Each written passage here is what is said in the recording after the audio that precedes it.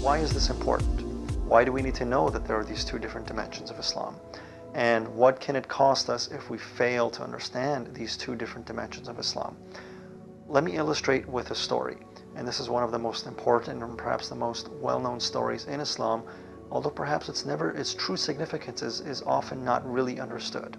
It's the story of Iblis before he became Shaytan, or as he became Shaytan, how he became Shaytan. A'udhu billahi minash shaitanir rajim.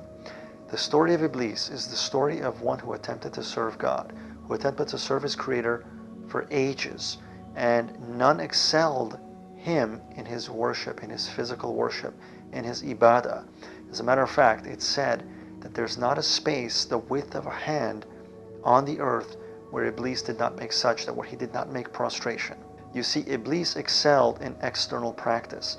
None could match him, not even the angels could match him in his external practice, in his physical ibadah, in his external worship. But his core and fundamental critical mistake was that he had no internal development. He failed to serve Allah subhanahu wa ta'ala internally. Even though he was serving Allah azza wa jal on the external physical level, worshipping more than any other being, he failed internally. He failed to approach the inner dimension of the Islamic spiritual path. In other words, he surrendered externally.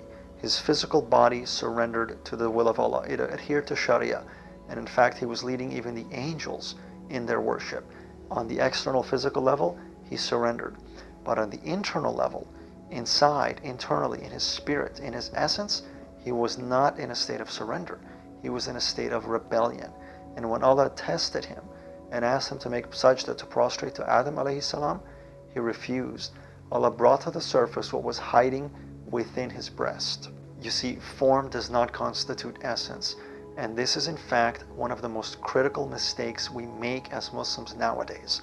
We fail to realize that simply adhering to the physical practices, simply carrying the obligations of Islam, do not constitute the essence of Islamic spirituality. It does not constitute the essence of the Islamic state, which is really the goal.